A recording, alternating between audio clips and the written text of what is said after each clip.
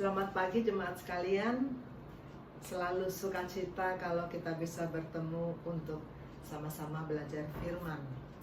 Dan hari ini 15 Januari 2023, saya dikasih tema. Biasanya Bapak Rohani selalu bilang, sampaikan apa saja yang Tuhan taruh di hatimu. Jadi ada tema tahunan tentu saja, tapi subtema-subtemanya itu biasanya selama ini bebas cari sendiri. Tapi untuk kali ini, bahkan ini ditugaskan untuk 2 sesi berturut-turut, hari ini dan sebulan lagi. Temanya sudah ditentukan oleh Bapak Rohani, yaitu Jesus is the upholder, Yesus penopang. Dan ini memang bagian dari rangkaian tema tahunan Gesim yang kita sudah dapatkan di sejak akhir 2022 di hari Natal. Ketika itu kita diperkenalkan bahwa tema tahun 2023 adalah Jesus is the center. Di sini kita lihat bagaimana Bapak Gembala menyampaikan tema besar Jesus is the center pada tanggal 25 Desember. Dan ketika itu ayatnya diambil dari Yohanes 1 ayat 3.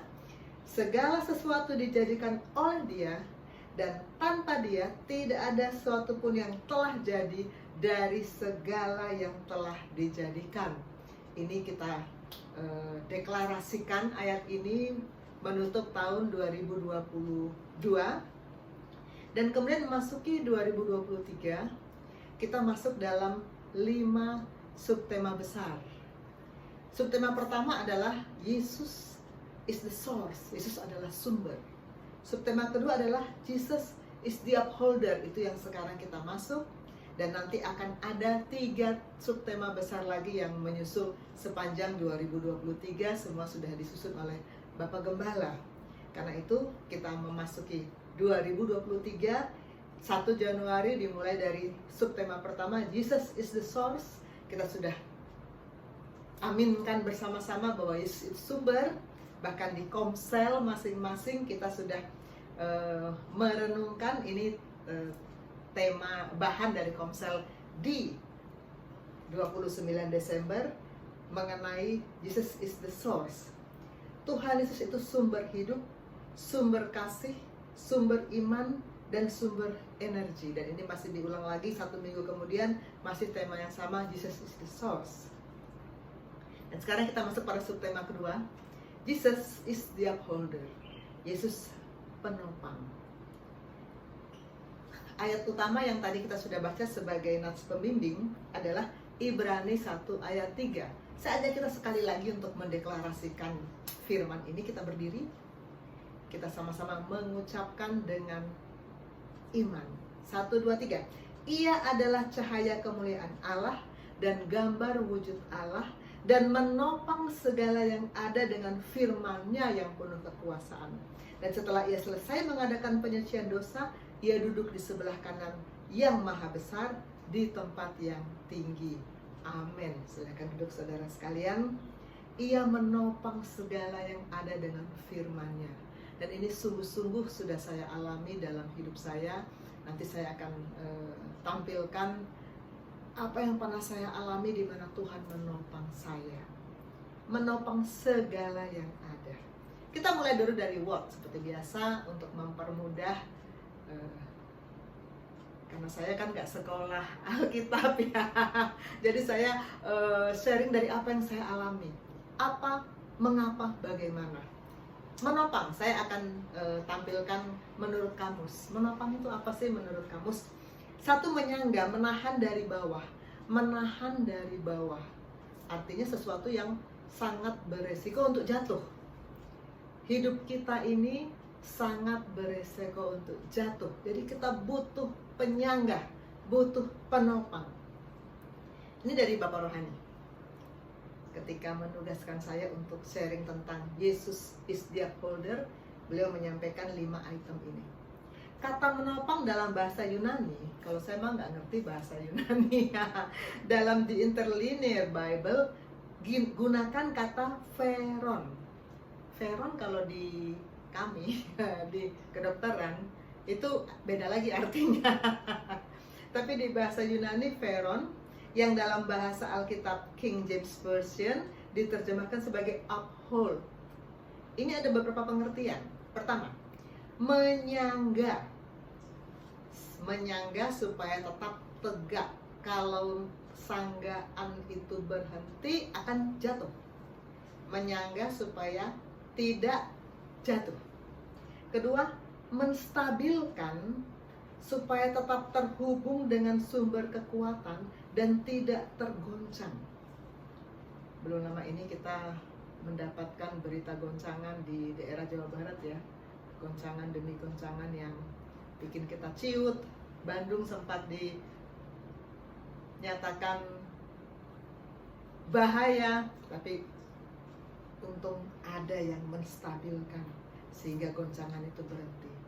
Menetapkan, menguatkan, mengeset, diset agar tetap berada di posisi yang seharusnya. Jangan meluncur ke tempat lain. Itu ada kuasa yang menjaga supaya tetap pada posisi yang seharusnya, nggak pindah, nggak loncat. Menahan, hold up, agar tidak jatuh, tergeletak dan hancur. Menahan, ada menyangga, ada menahan, dan yang terakhir mengangkat agar tetap tinggi. Karena kita selalu ada gravitasi ya, selalu kita cenderung ditarik turun. Ada yang menyangga biar tetap tinggi, tetap mulia. Kita akan lihat satu demi satu, mulai dari satu, menyangga agar tetap berdiri tegak. Kembali, ini saya keluarkan kamus. Di kamus menyangga juga pemahamannya adalah menahan dari bawah agar tetap berdiri tegak.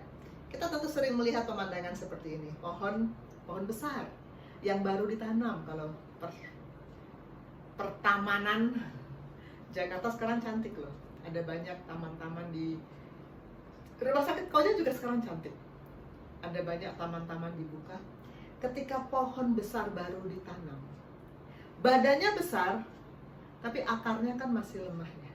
Jadi harus ada penyangga untuk menahan supaya jangan sampai jatuh, supaya ada waktu untuk si akar memperkuat diri.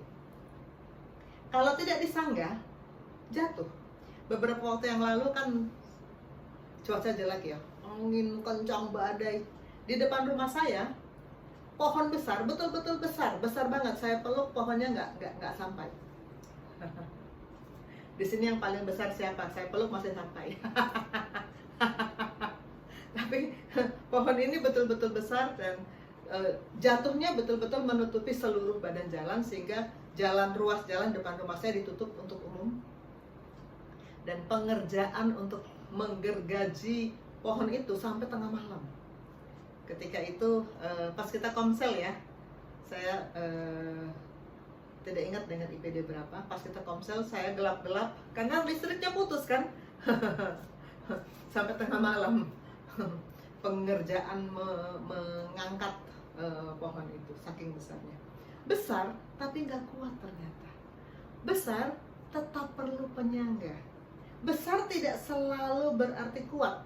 Besar bisa tumbang. Ini ada gambar yang saya tampilkan ini, kita tahu betul lah ini. Siapa yang besar, yang ditakuti orang banyak, ternyata tumbang di tangan si kecil. Karena si kecil ini bersama dengan Allah Bapa. Besar bisa tumbang, maka dunia butuh penopang. Dunia butuh penopang. Kedua, untuk menstabilkan agar kedudukan tetap terhubung dengan sumber kekuatan dan tidak tergoncang. Menstabilkan agar tidak tergoncang. Waktu saya SMA, ada satu mata pelajaran yang saya suka, namanya Bumi dan Antariksa. Saya kan sebetulnya awal mulanya tidak berniat jadi dokter. Ilmu yang saya suka itu saya tuh pengennya jadi guru sebetulnya, bukan jadi dokter. Jadi yang saya suka ketika SMA tuh beberapa pelajaran yang tidak terkait dengan kedokteran sebetulnya. Bumi dan Antariksa, kebetulan juga guru yang mengajar Bumi dan Antariksa ini beda dari yang lain. Dia nggak mau banyak-banyak kasih dulu bukan SMA, bukan kuliah ya istilahnya ya, kasih bahan pelajaran ke kami. Tapi kami disuruh belajar sendiri. Kami sering disuruh ke planetarium. Ini foto ini planetarium Taman Ismail Marzuki. Jadi dulu semasa saya SMA, saya sering kesini dengan teman-teman. Dan saya sangat suka berada di planetarium, memandang alam semesta. Dan ketika itu saya tahu bahwa bumi ini sangat besar. Saya belajar bahwa bumi ini memang sangat besar. Kalau ada orang yang bilang, saya sudah keliling dunia, itu saya yakin belum semua bagian bumi diinjak sama orang itu. Nggak mungkin. Nggak mungkin bisa menginjak semua bagian bumi. Yang namanya keliling dunia kan bukan keliling dalam satu lingkaran harusnya ya, tapi menjelajah seluruh bagian bumi. Nggak bisa, saking besarnya. Nggak bisa manusia menjelajah seluruh bagian bumi, saking besarnya.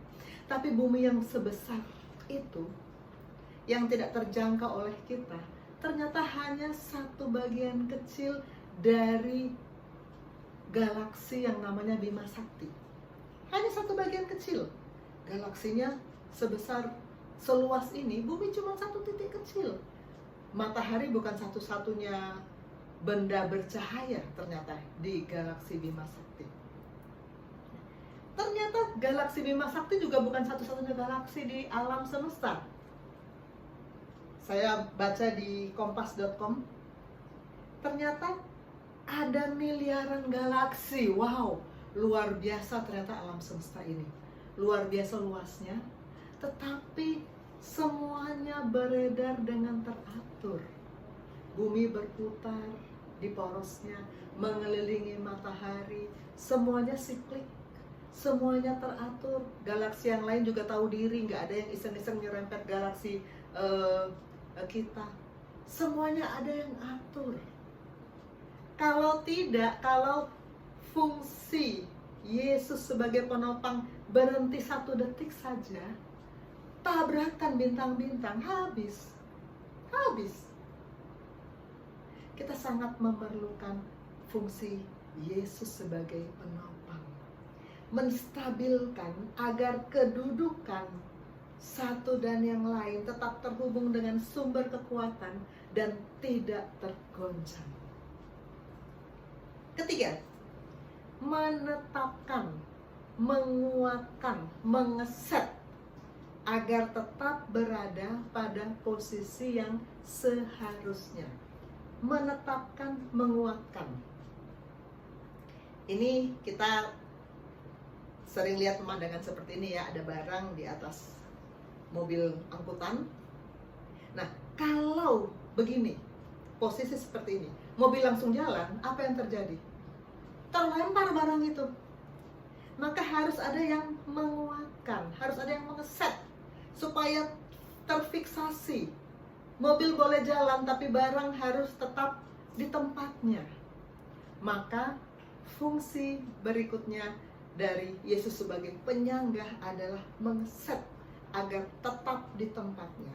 Saya undang, siapa ini? Itin. Sebelumnya Shalom, damai sejahtera untuk kita semua yang boleh mengambil bagian dalam ibadah minggu ini. Pertama-tama saya mau mengucapkan syukur kepada Tuhan Yesus Kristus karena kasih-Nya dan cintanya yang begitu besar dalam kehidupan saya, sehingga hari ini saya masih diberikan kesehatan yang baik dan Tuhan mengizinkan saya berdiri di tempat ini untuk bersaksi tentang kebaikan Tuhan dalam kehidupan saya. Dan satu hal yang saya percaya bahwa tidak ada satu hal yang kebetulan dalam hidup ini. Ketika Tuhan menempatkan saya beribadah di sini, ketika Tuhan menempatkan saya untuk bertemu dengan Dr. Susan di IPD Koja, teman-teman IPD Koja, serta Bapak Ibu Jemaat semua yang hadir di tempat ini. Yang mungkin ingin saya share di sini, yang ingin saya bagikan tentang kebaikan Tuhan dalam hidup saya, bahwa saya sudah melewati beberapa stase di sini, dan mungkin stase IPD Koja ini sedikit berbeda dari stase saya yang sebelumnya. Kenapa? Karena kalau pembimbing saya di sini, Dr. Susan, mengajarkan saya bahwa belajar itu memang penting. Itu perlu buat kita karena kedepannya ketika kita mau menolong orang, kita juga membutuhkan ilmu. Tapi satu hal yang harus kita tahu bahwa siapa sih yang memberikan kita hikmat, kekuatan sehingga kita bisa belajar dengan baik? Itu adalah Tuhan Yesus Kristus. Sehingga di sini Dr. Susan mengajak kita semua anak-anak IPD Koja, ayo kita berdoa, kita baca firman Tuhan, dan kita renungkan firman itu. Sehingga firman itu boleh menjadi kekuatan di dalam kehidupan kita. Seperti yang di dalam Matius 6 ayat 33 mau berkata kepada kita begini dan mengingatkan kita bahwa tetapi carilah dahulu kerajaan Allah dan kebenarannya, maka semuanya itu akan ditambahkan kepadamu. Nah, itu mungkin kesaksian saya selama kurang lebih 8 minggu di IPD Koja. Dan saya ingin bersaksi juga tentang bagaimana Tuhan menjadi penopang di dalam kehidupan saya sampai saya bisa berdiri tegap di depan sini. Mungkin singkat cerita, perjalanan masuk saya di FK, sebelum masuk FK sempat keluarga mengalami masalah finansial. Tambah masuk FK lagi, tambah banyak masalahnya karena kita tahu bahwa FK swasta pasti besar, ratusan juta harus keluar. Di situ orang tua hanya panggil saya bilang begini, kamu Christine, kakak mau masuk FK? Saya bilang iya mama papa. Oke, sekarang kamu mau sekolah di Jakarta, kita dari Papua, saya dari Papua. Itu biaya besar lagi kalau harus keluar berangkat ke sana. Jadi mama papa pesan bahwa kamu harus bisa belajar baik-baik, selesaikan tepat waktu karena biaya kita besar dan kamu masih punya 2 adik yang harus disekolahkan lagi. Jadi kamu harus bisa jadi teladan buat adik-adik kamu. Tapi mama papa pesan, ingat, jangan lupa selalu mengandalkan Tuhan Yesus, dan Tuhan Yesus pasti bisa menguatkan kita dan menopang kita untuk melewati masa sulit-sulit ini. Amin. Dan itu yang saya pegang. Tapi mungkin ketika mendengar itu oke, tapi pada saat menjalankannya tidak semudah itu ya. Karena pasti di Jakarta biaya besar tambah banyak dan dikasih uang pas-pasan dari orang tua. Tapi puji Tuhan, Tuhan memberikan saya teman-teman yang luar biasa. Saya harus beli buku, itu pun saya pikir kalau saya bilang lagi pasti adik saya gimana, itu jutaan buku-bukunya. Jadi ternyata Tuhan mengirimkan kakak kelas yang luar biasa. Dek, nggak usah, adik punya saya, pakai aja. Saya bilang terima kasih Tuhan Yesus baik dalam hidup saya. Bukan sampai di situ saja. Waktu saya mau ujian kasus PBL Dr. Susan, itu karena besok kalau kita tidak ikut PBL, kita harus ngulang 1 blok itu. Dan harga 1 blok itu kurang lebih di atas 5 juta pada tahun 2017. Itu saya pikir, Tuhan, laptop saya rusak, Tuhan, saya tidak bisa untuk besok kalau saya tidak maju, saya ulang lagi, waktu tambah banyak, biaya tambah banyak. Jadinya saya bilang, Tuhan bagaimana ini? Dan Tuhan mengirim lagi teman saya yang luar biasa. Teman saya bilang, Christine gak perlu takut, ada laptop saya. Terus saya bilang, terus kamu gimana? Dia bilang, saya sudah kok, ini saya tinggal belajar lewat handphone. Terus saya bilang, wah terima kasih. Jadi akhirnya saya bisa presentasi besok dan saya bisa selesaikan semua tugas-tugas saya. Dan situ saya bilang, Tuhan terima kasih, Tuhan mengirimkan orang-orang yang luar biasa. Ketika Tuhan kasih saya di sini, Tuhan kasih masalah dalam keluarga saya, namun Tuhan tidak pernah meninggalkan saya sendiri. Dan saya yakin dan percaya kita semua yang di sini juga pasti punya persoalan masalah hidup masing-masing. Untuk itu kita satu, orang tua saya ajarkan tetap bawa itu ke dalam Tuhan. Nenek saya juga ajarkan seperti itu, serahkan semuanya kepada Tuhan karena kita punya Tuhan yang besar. Ketika Tuhan menempatkan kita di situ, Tuhan yakin dan percaya bahwa Tuhan selalu ada bersama-sama dengan kita. Yang penting kita mau jadikan Yesus sebagai, seperti tadi disampaikan, sebagai penopang dalam kehidupan kita. Amin. Jadi mungkin itu saja Dr. Susan. Terima kasih, Tuhan Yesus memberkati. Kita lanjut. Keempat, menahan agar tidak tergeletak dan hancur. Menahan agar tidak tergeletak dan hancur. Saya sendiri mengalami ini di tahun 2018. Sebetulnya Ibrani 1 ayat 3 itu pertama kali saya dapat dari Bapak Rohani di tahun 2018 ketika saya mengalami kecelakaan ini. Saya mungkin yang jemaat baru mungkin belum tahu kalau saya pernah mengalami kecelakaan yang mengakibatkan tulang belakang saya 3 ruas mengalami keretakan. Saya masuk ruang operasi kami sering sebut OK. Saya masuk ruang OK, mau tindakan. Pintu ruang OK itu kan pintu geser. Pintu geser kita tahu, di mana-mana pintu geser itu tahu diri ya. Kalau ada orang lewat dia mundur kan. Harusnya tahu diri pintunya. Tapi ketika saya lewat, dia dengan kecepatan tinggi dia menerjang saya melayang ke atas dan terbanting ke bawah, dan itu membuat tulang belakang saya 3 ruas retak. Kalau kata dokter ortopedi yang merawat saya, itu seperti orang jatuh dari lantai 3 ke bumi. Dan biasanya perawatannya sekitar 2 minggu di tempat tidur. Dan ketika itu karena saya merasa ini saya nggak bisa gerak, saya sakit banget nggak bisa gerak, saya sempat berpikir aduh saya lumpuh deh nih.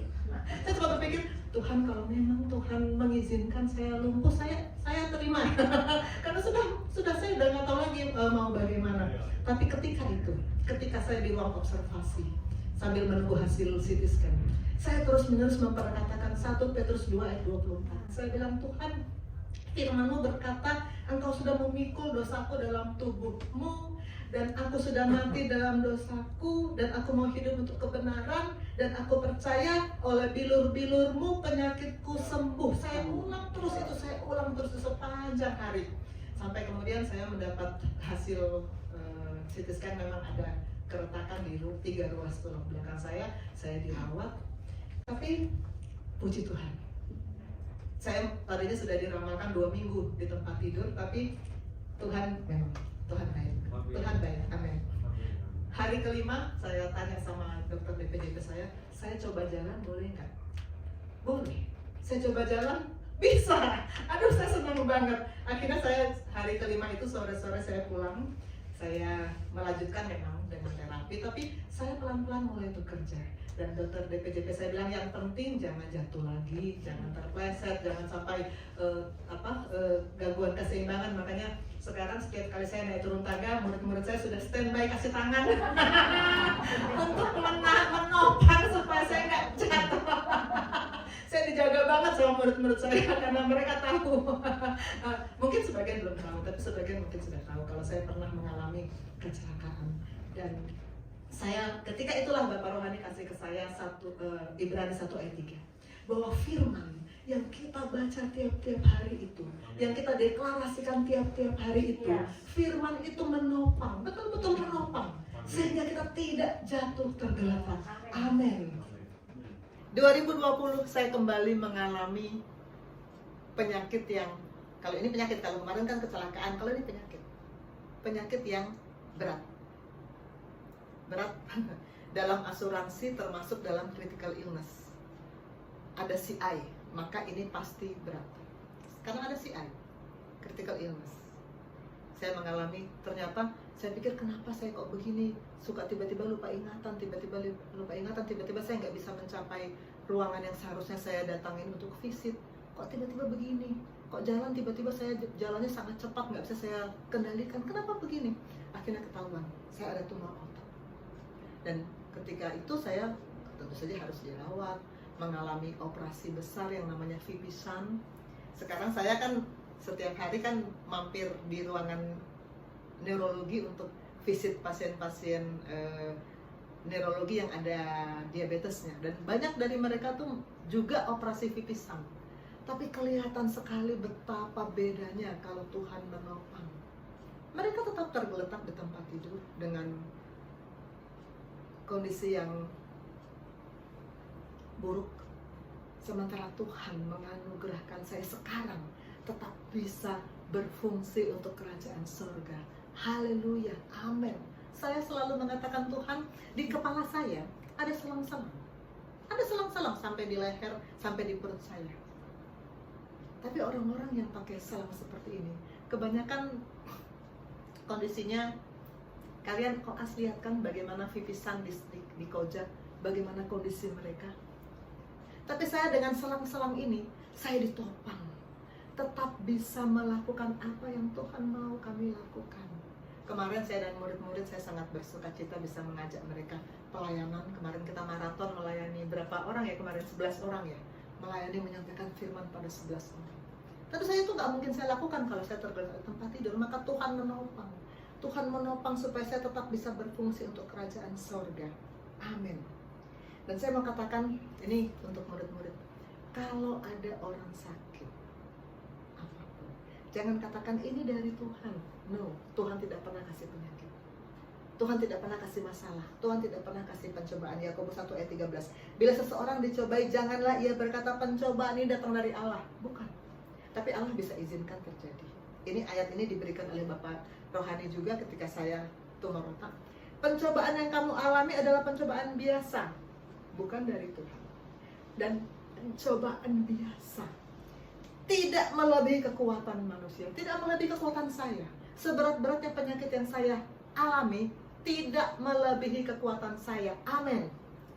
Ketika Allah setia dan waktu ia tidak akan membiarkan kamu dicobai melampaui kekuatanmu. Waktu kamu dicobai, ia akan berikan jalan keluar sehingga kamu dapat menanggungnya. Saya bukan cuma ngomong, tapi saya alami. Bagaimana saya Tuhan izinkan mengalami jalan di lembah kekelaman, tapi Tuhan bersama dengan saya. Dan saya yakin kita pun semua akan mengalami hal yang sama bersama-sama dengan Tuhan. Amin. Kita diberikan kekuatan. Tidak ada orang yang tidak punya masalah, tidak ada orang yang tidak punya kesulitan, tapi kita sanggup menjalaninya karena itu kesulitan biasa, tidak akan melebihi kekuatan kita. Allah menopang. Amin. Ketiga, keempat, kelima mengangkat agar tetap tinggi. Tadi saya katakan gravitasi menarik terus kita untuk turun. Mesti ada yang terus mengangkat agar tidak turun. Saya panggil Clara. Clara ini salah seorang dari yang datang ke Mission House. Tadi juga izin ke Mission House ya kemarin. Seru-seruan kita di malam tahun baru ya. Iya, selamat pagi Bapak Ibu. Ya, silakan Clara. Bapak Ibu jemaat Gisim yang baik onsite maupun online, Shalom. Iya, kalau tadi itu sudah bercerita banyak mengenai perubahan yang terjadi di PD Koja dan Yesus sebagai penopangnya. Saya ingin bercerita juga mengenai saya yang sudah beberapa minggu ini mengalami perubahan juga selama saya masuk ke IPD Koja. Karena yang pertama kalau dibilang saya sepertinya anak hilang ya mungkin, karena biasanya saya kalau ibadah hari Minggu ini saya masuk, 2 minggu lagi saya alpa ke gereja seperti itu. Nah di Gisim ini saya seperti terdorong terus untuk ingin beribadah tiap minggunya. Lalu kemudian juga ada konser. Nah di konser ini saya kebetulan baru pertama kali mengikuti konser. Dan saya juga tidak tahu konser itu sebenarnya kegiatannya seperti apa. Jadi waktu pertama kali saya mengikuti konser itu saya melihat teman-teman itu sharing mengenai pengalaman-pengalaman mereka dengan Tuhan. Nah kebetulan itu karena saya belum mengerti, saya 2 kali skip untuk sharing. Tidak tahu mengapa, karena memang saya juga belum tahu apa yang harus saya sharingkan. Tapi ketika teman-teman saya sudah mulai sharing mengenai pengalaman-pengalaman mereka, saya menjadi tertarik juga karena kebetulan sharing-sharing dari teman-teman saya ini betul-betul memberkati saya, membangun kerohanian saya, membangun rasa percaya saya juga. Jadi saya juga ingin bercerita mengenai kebesaran Tuhan dalam hidup saya melalui konser ini. Jadi saya sangat bersyukur bahwa Dr. Susan bisa memberikan saya kesempatan juga untuk bisa bercerita, memberikan kesaksian di pagi hari ini di Gisim. Terima kasih banyak dokter. Dan selebihnya saya pernah membaca sebuah kalimat seperti ini. Karena saya lupa, saya baca dulu. Jadi yang kalimatnya berbunyi, sebab apa yang Anda taruh menjadi pusat kehidupan Anda itu akan menjadi sumber kekuatan Anda dan untuk menjalani kehidupan ini. Seperti tema Gisim hari ini, Jesus is the Center, maka saya juga ingin memastikan bahwa saya ingin menjadikan Yesus pusat kehidupan saya. Maka Tuhan itu akan menjadi fondasi hidup kita dan menjadi sumber kekuatan kita. Mungkin itu saja dari saya. Terima kasih. Oke. Tadi why kita skip ya, karena waktu, dan saya sebulan lagi akan sampaikan topik yang sama. Jadi sebagian saya pindahkan ke part 2. Sekarang kita how. Bagaimana supaya Yesus terus menopang kita, jadikan dia pusat hidup. Make Jesus a center. Itu kuncinya. Agar dia terus menyangga kita, jadikan dia pusat hidup. Ini kondisi kita ketika belum terima Yesus. Salib di luar, firman di luar. Tidak pernah terpikir bahwa kita butuh firman. Koas-koas sebelum bertemu dengan saya, banyak yang bersaksi bahwa sebelum masuk IPD Koja, saya jarang baca firman. Saya tidak tahu bahwa saya butuh firman tiap hari. Saya nggak tahu. Nggak ada yang ngasih tahu. Hidupnya seperti ini. Firman di luar. Aku yang menguasai tahta hati, dan hidup kita kacau balau, pasti kacau balau. Ketika kita menjadikan dia sebagai sumber, kita lahir baru, terima Yesus sebagai juru selamat, Maka seharusnya saat kita terima Yesus sebagai juru selamat, seharusnya posisi firman ada di tahta hati, menguasai kehidupan. Yesus menjadi center seharusnya. Maka aku turun. Aku tidak mengatur aku, yang mengatur firman. Disinilah kita menjadikan Yesus a center, dan disinilah fungsi sebagai penopang itu terus menopang hidup kita.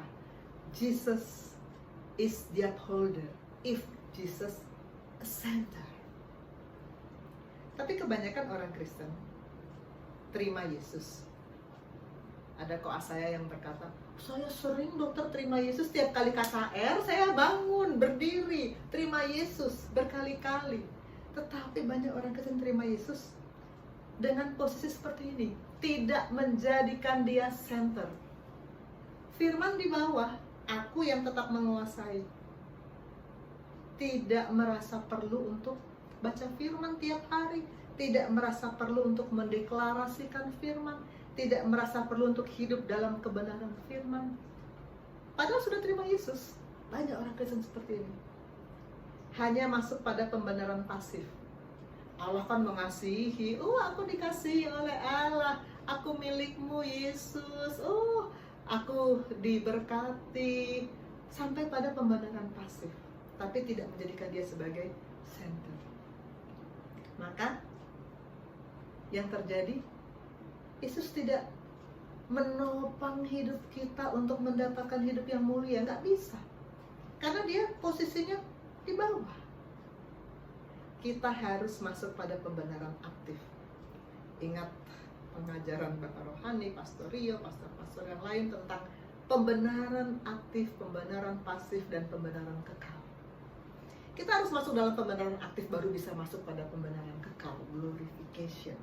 Filipi 3 ayat 10 berkata kita sudah mengenakan manusia baru, oke, tapi kita harus terus-menerus diperbaharui. Dengan apa? Dengan firman yang datang tiap-tiap hari. Kita harus mengerjakan keselamatan kita. Dengan apa? Dengan firman yang datang tiap-tiap hari. Kita selaraskan pikiran kita dengan firman, perasaan kita dengan firman, keinginan kita dengan firman. Amin. Saya mau panggil Hana. Hana akan menyampaikan kesaksiannya ketika ia melihat slide ini dalam pelayanan pribadi. Silakan Hana. Hana mau menceritakan bagaimana dia mulai belajar untuk bersekutu dengan Tuhan tiap-tiap hari. Shalom semuanya. Shalom. Kalau tadi sudah ada dua teman saya, Itin dan Clara, izinkan saya untuk membagikan cerita saya yang saya alami selama di IPD Koja. Jadi sebelum saya masuk ke IPD Koja, saya sudah dengar kalau di IPD Koja itu punya kegiatan rohani yang sangat padatnya dengan kegiatan ilmiahnya. Tapi yang tidak saya sadari, yang tidak saya tahu adalah bahwa Tuhan menggunakan kegiatan rohani di IPD Koja ini untuk menegur saya, untuk kembali mengevaluasi sebenarnya prioritas hidup saya ini siapa, diri saya sendiri atau Tuhan. Jadi selama ketika saya mulai masuk koas, saya menyadari bahwa perlahan-lahan tanpa saya sadari juga bahwa hubungan saya pribadi dengan Tuhan itu mulai meregang. Karena di koas, seperti yang juga mungkin teman-teman koas tahu, kesibukan di koas, tugas dan ujian, kemudian juga kami harus adaptasi di rotasi baru, dengan dokter yang baru, dengan kelompok yang baru setiap 5-10 minggu sekali, kemudian saya juga jauh dari orang tua. Nah itu semua menguras energi saya baik secara fisik, mental, dan emosional. Jadi ketika saya pulang itu yang saya pikirkan hanyalah bagaimana saya bisa beristirahat secepatnya dan gimana ini semua bisa berakhir gitu ya. Nah jadinya tanpa saya sadari saya menggunakan kekuatan saya sendiri begitu. Karena saya merasa saya yang paling tahu nih gimana caranya sebagainya. Nah ketika saya masuk sebenarnya dalam perjalanan itu saya sudah merasakan beberapa teguran beberapa kali untuk ayo Hana, masalahnya ini tuh adalah karena kamu menggunakan kekuatan kamu sendiri, bukan menggunakan Tuhan dalam menjalani semua koas kamu ini. Cuman karena itu lagi saya capek, jadi ketika saya pulang ke rumah tuh sebenarnya saya pikiran lagi gimana saya bisa beristirahat. Nah ketika saya masuk ke IPD Koja, ternyata tegurannya itu makin keras dan makin kencang. Mulai waktu dari ibadah di Lonkris dengan Pastor Rio, kemudian juga pemulihan pribadi dengan Dr. Dusan, dan juga ibadah-ibadah yang saya jalani di Fellowship, itu saya seperti dipaksa untuk jujur dengan diri saya sendiri. Sebenarnya yang berkata di pusat hati saya itu siapa. Sebenarnya yang ikut Tuhan itu saya atau Tuhan yang harus ikut caranya saya. Yang saya cari itu berkatnya Tuhan atau sebenarnya pemberi berkat itu sendiri. Nah kemudian yang paling saya ingat waktu pemerintahan pribadi dengan Dr. Susan juga menampilkan slide yang tadi yang kita lihat yang ada 3 lingkaran itu. Nah waktu saya lihat slide itu, saya jujur dengan diri saya sendiri bahwa saya masih ada di posisi lingkaran yang Tuhan ada di dalam hati saya, tapi saya yang bertahta di dalam hati saya. Semuanya harus dengan caranya saya merasa saya paling tahu bagaimana menjalani kehidupan saya. Nah kemudian pada waktu pemerintahan itu Dr. Susan membagikan satu ayat kepada saya, yaitu Matius 6 ayat 33, tetapi cari dahulu kerajaan Allah dan kebenarannya, maka semuanya itu akan ditambahkan kepadamu. Nah di situ walaupun saya tahu prosesnya tidak akan mudah, tapi di situ saya mengambil keputusan untuk memperbaharui komitmen saya untuk mengikut Tuhan. Tapi tidak sekedar mengikut Tuhan, tapi menjadikan dia pusat hidup saya.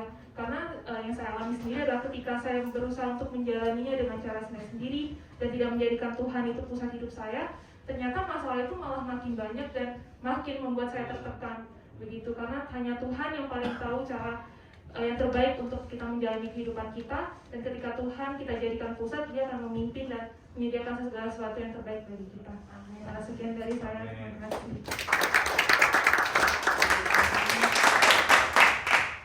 Puji Tuhan, kita harus menjadikan Yesus sebagai senter. Saya merenungkan dalam hal-hal praktis. Saya bisanya hal-hal praktis ya, teori saya nggak menguasai, saya nggak sekolah teologi ya. Saya bisanya hal-hal praktis. Kalau Yesus itu center dalam hidup kita, hal-hal praktis apa yang harus kita ubah, yang harus kita jadikan kehidupan kita? Pertama, kita harus mulai hari dengan firman. Ini seru banget dalam komsel. Seru banget dalam komsel karena saya kan tiap hari menyampaikan bahan dari iman ke iman ke murid-murid saya di grup. Dan murid-murid saya rata-rata memang cerita dalam komsel sharing betapa bergumulnya mereka untuk bisa baca firman tiap hari. Karena tadinya sebelum masuk IPD Koja itu bukan gaya hidup. Tapi sudah masuk IPD Koja mulai. Ada yang langsung mulai baca, ada yang 3 minggu kemudian baru mulai baca, ada yang hampir selesai baru mulai baca. Itu baru yang namanya baca. Lalu sekarang sesudah kita mulai punya gaya hidup baca firman tiap hari, maka kita harus mulai hari dengan firman. Pagi atau malam? Karena kebanyakan malam. Sebelum saya masuk GESIM, saya juga sebetulnya dulu Pastor Ria selalu paling ingat nih kalau saya cerita. Saya pernah 3 tahun gak baca firman, tapi kemudian Tuhan tegur saya, kemudian saya kembali baca firman tapi malam. Lalu saya masuk GESIM, di GESIM Bapak Rohani mengajar saya baca firman saat teduh pagi. Kalau kita baca firman saat teduh pagi, maka Yesus menjadi yang terpenting dalam hidup kita. Yesus, kalau kita katakan Yesus is the center, dia harus menjadi yang terpenting. Kita bertemu dia pagi, firman datang pagi, sepanjang hari kita jalani bersama-sama dengan dia. Amen. Kalau kita saat teduh malam, maka tinggal sisa waktu, sisa tenaga. Sepanjang hari kita udah kesel, sudah emosi, udah capek, dan kadang-kadang banyak cerita kalau doa malam itu aminnya besok pagi. Udah capek soalnya. Saya panggil Edo. Silakan Edo. Edo ini ketua. Dan dia punya kelebihan. Lihat ya kelebihannya. Dhuwure. Medok dan dhuwur. Oke, silakan Edo. Shalom. Shalom. Terima kasih Tuhan. Senang sekali bisa berdiri di sini. Terima kasih Dr. San atas kesempatannya. Meskipun saya berdiri di sini sangat grogi setelah. Tapi perkenalkan dulu, sebelumnya nama saya Edo. Saya di IPD Koja ini merupakan stase ke-6 saya. Di mana stase-stase sebelum saya itu stase 1 sampai 5 itu merupakan, kalau menurut saya pribadi adalah stase yang berat menurut saya. Karena harus mengorbankan banyak tenaga, banyak waktu, dan banyak materi yang lainnya. Nah, pada saat saya melihat web untuk melihat saya dapat status apa di rumah sakit apa, itu saya selalu berpikiran negatif, tidak mencerminkan Tuhan gitu. Saya selalu berpikiran saya bakal dimarahin dokter terus, dimarahin dosen terus, tidak lulus, dapat nilai jelek dan lain-lain. Selalu berpikiran negatif begitu. Tapi puji Tuhan, saya bisa melewati stase 1-5 dengan penuh perjuangan tentunya. Dan setelah saya melihat grade untuk memasuki stase 6 di PDI Koja ini, saya nggak tahu mengapa saya tidak berpikiran negatif, tapi saya berpikiran sebaliknya tentang positif. Dan puji Tuhan, saya bisa masuk di PDI Koja ini minggu ke-8, Senin besok sudah masuk minggu ke-9. Dan banyak perubahan yang terjadi dalam diri dan hidup saya. Ada juga dokter Susan yang membantu saya di pemuritan minggu pertama, kemudian minggu kedua sampai kelima ada permodulan bersama pastor favorit saya, Pastor Iko. Kemudian kemarin juga dikasih kesempatan bisa retret juga di Pondok Cabe bersama Pastor Yosef dan Pastor Debbie. Banyak makanan juga. Makanan yang dapat saya tangkap, dapat saya masukkan dalam diri hidup saya. Dan saya menangkap kata Dr. Susan tadi yang barusan firman. Kalau saya sebenarnya jujur aja secara pribadi, saya kalau membaca firman itu mulai minggu ketiga di PDI Koja. Itu saya mulai baca firman pagi hari. Saya minggu 1-2 saya baca, cuman hanya sekilas saja saya bacanya. Kemudian mulai minggu ketiga itu saya mulai membaca firman, merenung firman di saat pagi hari untuk melakukan aktivitas di hari tersebut.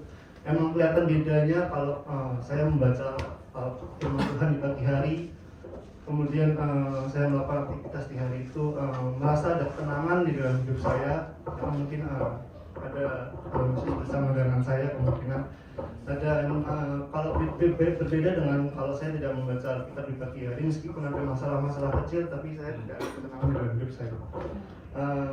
Saya mengucap syukur sama Tuhan karena mungkin ada rencana Tuhan dalam hidup saya. Saya bisa masuk di PDI Koja ini dengan perusahaan pastor-pastor yang ada di sini. Kemudian saya mengucapkan terima kasih yang perusahaan yang telah memberikan saya bukan hanya ilmu kedokteran, tapi banyak ilmu rohaninya juga, dokter. Mungkin itu saja dari saya. Terima kasih Tuhan. Puji Tuhan.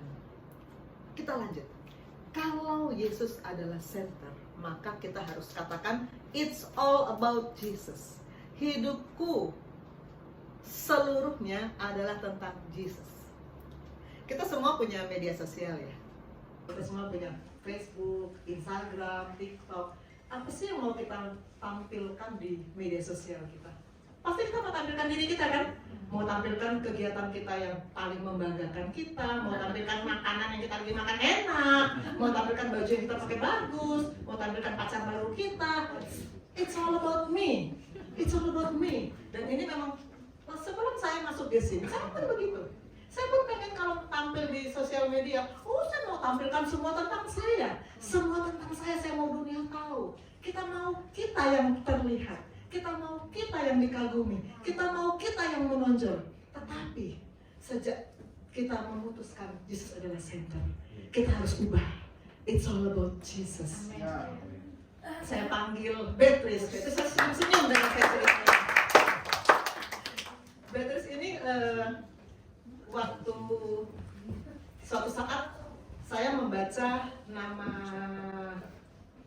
airdrop ya, nama airdropnya Alles over me. Ini bahasa Belanda. Saya nggak ngerti bahasa Belanda. Dia menamakan nama dia. Terus saya kan tanya, ini siapa sih Alles over me? Oh, Beatrice. Kan ini artinya apa? Artinya semua tentang saya. Saya langsung ketawa gitu. Lu gue dulu gue begitu banget. Tetapi sejak kita memutuskan bahwa Yesus adalah center, kita harus mengubah. Dan Beatrice sudah mengubah nama airdropnya. Mudah-mudahan bukan karena saya pelototin ya. Alles over Jesus. Oke, silakan Beatrice boleh bersaksi. Selamat siang bagi kita semua yang online maupun offline di sini. Shalom. Kenalkan dulu, nama saya Beatrice. Jadi jujur saya juga deg-degan ya, baru pertama kali ngomong di gereja kayak gini. Karena emang anaknya juga jarang ke gereja ya semenjak pandemi sih. Tapi kalau sebelum pandemi rajin gereja, karena mami saya selalu bilang gini, Cik, ayo gereja kayak gitu. Nah, jadi saya mau cerita dulu pengalaman saya masuk ke IPD Koja, sama juga seperti teman-teman saya yang lain kayak gitu. Stase di IPD Koja ini stase yang unik, karena kalau misalnya kenapa saya bilang unik, kalau stase-stase yang lain kan kita belajar visit ke pasien kayak gitu. Tapi kalau ditanya, Bet, lo dapat stase di mana? Saya bisa jawab, iya stase IPD Koja X Kerohanian, saya bilang kayak gitu. Kenapa kayak gitu? Maksudnya di sini uniknya adalah kalau stase-stase yang lain kan mirip-mirip lah ya, kalau misalnya ya visit ke pasien gitu. Tapi kalau di IPD Koja ini unik gitu loh, maksudnya oh ada pembinaan rohaniannya gitu, kayak seminggu bisa sampai 4 kali gitu kan, dari permodulan, terus dari pemberitaan kayak gitu. Jadi kalau misalnya diajak pun nongki-nongki sama teman, Bet ayo makan, ayo gini, bisa, ini gue lagi nge-zoom apa? Emang lagi bimbingan ya Bang? Enggak sih, lagi biasa sesi kerohaniawan, saya bilangnya kayak gitu. Nah, tadi yang Dokter Susan tampilkan itu nama airdrop saya sebenarnya emang agak jijik sebenarnya. Kayak narsis banget gitu ya, kayak alles over me gitu. Jadi alles over me ini dalam bahasa Belanda. Dulu waktu pas sekolah saya ada peminatan bahasa Jerman. Saya tuh suka belajar bahasa juga. Bahasa Jerman sama bahasa Belanda kan mirip-mirip. Jadi apa yang ditulis itu yang dibaca gitu. Bukan kayak bahasa Inggris kan, kayak tulisnya beda, bacanya beda gitu. Jadi sebenarnya iseng-iseng aja gitu, nama airdrop apa ya yang aneh-aneh gitu. Ya udah, jadi kalau misalnya buat nih dalam bahasa Inggris itu kan udah biasa gitu ya. Apa nih, enak nih bahasa Belanda gitu. Kebetulan juga ada teman saya yang bahasa orang Belanda, mix Belanda Ambon gitu. Jadi saya ini benar nggak ya artinya, jangan maksudnya make kayak gitu tapi artinya salah gitu. Oh ya benar, udah make akhirnya. Jadi saya kan juga kalau misalnya teman-teman lagi tampil gitu terus kalau misalnya foto-foto kan bisa pakai HP saya. Terus dokter Susan biasanya kayak, oh tolong dong dikirim ke laptop saya gitu. Udah saya kirim. Terus dokter kan karena emang bukan pakai nama saya dropnya ya, pakainya alles over me. Terus ditanya dokter Susan, ini alles over me ini siapa ya gitu. Terus saya bilang, easy dok, saya gitu. Ini gimana ya kalau misalnya namanya aneh, apa saya lagi diprolog gitu ya. Ditambahin lagi stase saya lebih panjang. Ternyata saya deg-degan, oh iya dok itu saya dokter Beatrice. Oh gitu kok alles over me gitu gitu. Itu dalam bahasa Belanda dok artinya all about me gitu, semua tentang saya. Terus dokter Susan ketawa. Dokter Susan ketawa, saya deg-degan gitu, bukan ikut senang gitu. Apa beneran diprolog gitu ya. Saya mikirnya gitu. Aduh gimana nih gitu. Ya udah saya gitu, dokter Susan nanya, semua tentang saya gitu. Oh iya dok, maaf dok, makin deg-degan lagi gitu ya kan. Udah gitu, yuk setelah pengiriman file itu akhirnya saya ubah lah namanya, jadi alles over Jesus. Agak jijik juga sebenarnya ya, jijik kayak gini kan. Saya suka pergi sama teman kan, kalau misalnya muter musik kan bututnya ini kan nyambung kan HP saya, tiba-tiba tuh nggak connect gitu. Terus ketika dikonekin, loh Bet kok lu tiba-tiba rohaniawan kayak gini gitu. Jadi semua kena IPD Koja ya kan gitu. Jadi ya semua yang di IPD Koja itu nggak ada yang bisa saya dapat di rumah sakit lain kayak gitu. Jadi ya kalau bisa dibilang juga saya pas ketika sharing-sharing sama dokter Susan juga, sama Pastor Yus, sama Pastor Jerry, tiba-tiba dokter Susan bilang, oh iya ini domba yang hilang gitu. Saya mikirnya apa, saya sendiri yang domba yang hilang? Oh ternyata banyak juga domba-domba yang hilang kayak gitu. Bukan saya sendiri kayak gitu. Ya mungkin itu saja yang saya bisa sharingkan di siang hari ini. Terima kasih. Ya puji Tuhan. Beatrice agak dipaksa ya untuk mengubah center hidup. Tadinya semua tentang saya, agak dipaksa untuk menjadi semua tentang Yesus. Tapi kalau semua tentang Yesus, dia center, dia akan terus menopang. Apapun yang kita alami bersama Tuhan, kita pasti bisa jalani. Karena tadi dikatakan pencobaan, masalah-masalah itu sudah ada ukurannya, tidak akan melebihi kemampuan kita. Yang ketiga, terakhir, kalau Yesus menjadi center, maka ini saya pernah ngomong ini kepada semua koas. Kalau kita mau jadikan Yesus center, tidak terlambat datang ke gereja. Ini betul. Ini saya katakan, banyak orang yang menganggap gereja itu yang penting firman, yang penting khotbah. Jadi kalau saya datang asal belum khotbah aja, nggak apa-apa, kan yang penting belum khotbah. Dan yang paling penting akhir khotbah ada doa berkat. Yang penting saya dapat berkat. Jadi datang ke gereja tujuannya untuk diberkati. Apakah itu menjadikan Yesus sentral? No. Itu datang ke gereja karena kepentingan saya, pengen dapat berkat. Sedangkan kalau kita datang ke gereja, prayer time, saat kita duduk, kita mulai menyembah Tuhan, maka kita datang untuk apa? Untuk mendapat perkenanan Allah. Kita mau Allah berkenan seperti kenapa Daud itu sangat dicintai oleh Allah, karena dia sangat-sangat mengesat hidupnya untuk mendapat perkenanan Allah. Dia menyembah Tuhan sungguh-sungguh, memuji Tuhan sungguh-sungguh, bukan sambilan. Bukan sambilan. Puji-pujian di gereja itu bukan sambilan. Dulu waktu saya masih gereja lama, itu saya kan suka jadi WL. Saya dulu suka bilang gini, sambil menunggu teman-teman yang lain, mari kita memuji Tuhan sambil. Dulu begitu karena kakak rohani saya juga begitu, sambil menunggu. Memuji Tuhan bukan sambilan. Kita mau mendapat perkenanan Tuhan. Karena itu pastikan mulai sekarang tidak ada lagi yang terlambat datang gereja. Apalagi udah jam 10 lagi, aduh mau terlambat lagi. Ibu Gembala bilang kalau sampai terlambat lagi pindah jam 8. Kalau kita menjadikan Yesus center, maka kita datang ke gereja untuk mendapat perkenanan Allah, bukan untuk mencari berkat untuk kita, firman buat kita. Maka jangan terlambat. Allah mau disembah, Allah mau dimuliakan. Sejak awal kita mulai puji-pujian, kita mau mendapat perkenanan Allah. Amin. Yang penting bukan kalau kita terlambat, karena kita katakan yang penting kan firman-Nya, yang penting kan doa berkatnya. Tapi kalau kita mendapat perkenanan Allah, kita masuk ke hadiratnya dengan takut dan gentar, untuk kita mendapatkan hadirat Tuhan, dan kita mendapatkan semua yang Tuhan mau berikan kepada kita. Amin. Ini sebetulnya belum selesai, tapi memang saya potong karena pertama karena waktu, kedua karena saya akan lanjutkan lagi di tanggal 12 Februari. Dan saya panggil semua murid-murid saya IPD 47 untuk tampil ke depan. IPD 47 sebetulnya minggu depan, silakan 47 silakan maju ke depan. Sebetulnya IPD 47 ini masih 1 minggu lagi bersama-sama dengan kita. Tapi minggu depan kan ada acara kita khusus ya, ada acara ulang tahun gereja. Jadi tidak bisa saya sambil mempamitkan mereka. Jadi saya pamitkan mereka sekarang saja. Dan minggu depan juga itu kan pas Imlek ya. Jadi mungkin ada yang merayakan Imlek nggak bisa datang. Jadi hari ini saya Edo sekali lagi, Edo kan ketua sini. Nggak apa-apa gendong ini. Edo boleh berpamitan, boleh menyampaikan pesan-pesan singkat untuk para tim gembala dan jemaat di sini, karena kalian tidak lama lagi akan pindah stase lain.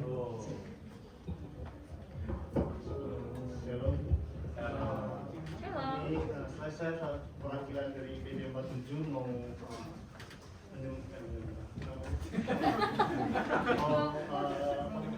memberikan semangat atau nyanyian dari IPD 47 karena sebenarnya itu minggu depan, karena kan ada ulang tahun Gesin jadi maju hari ini.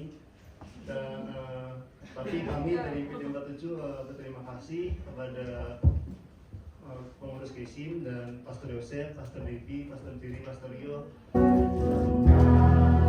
Tuhan yang setia,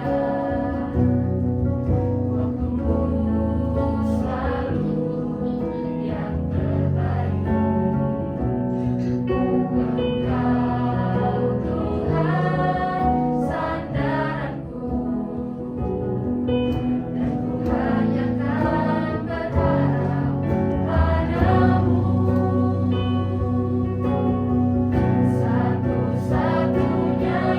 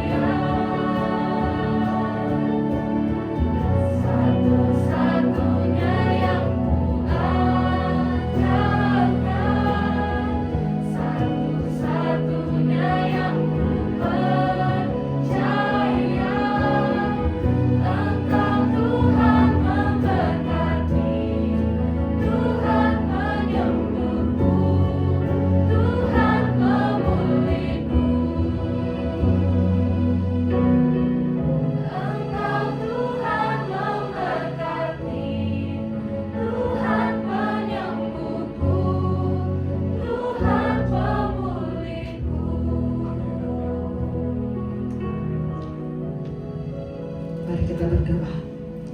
Bapa di sorga, firman-Mu sudah datang. Kami mau menjadikan Engkau sebagai sumber hidup kami, sebagai pusat hidup kami, penopang hidup kami, karena kami butuh penopang-Mu terus Tuhan. Karena kalau Engkau tidak menopang kami akan jatuh, kami akan hancur, kami tidak bisa mendapatkan hidup yang mulia, kami hanya hidup berkeriapan dan itu sia-sia. Karena itu Tuhan, biarlah sebagai sesuai dengan pujian dari murid-muridku ini, mereka mau menjadikan Engkau sebagai satu-satunya pusat hidup mereka, satu-satunya penopang hidup mereka, satu-satunya andalan mereka. Aku berdoa untuk IBD 47, biar mereka semua Tuhan yang ada di sini, yang sudah mendapatkan firman-Mu selama 9 minggu, yang sudah mendapatkan kebenaran-Mu, yang sudah mendapatkan sharing-sharing dari tim gembala dan sharing-sharing di Komsel, agar mereka membangun hidup mereka, membangun roh mereka di dalam Engkau dan terus terhubung dengan Engkau. Biar mereka memelihara kebiasaan baru, membaca Alkitab dan berdoa setiap hari di pagi hari, bertemu Tuhan di pagi hari, karena firman akan mengawal mereka di sepanjang hari. Terima kasih Bapak, aku juga berdoa untuk seluruh jemaat-Mu di ruangan ini Tuhan. Terima kasih untuk firman yang sudah datang.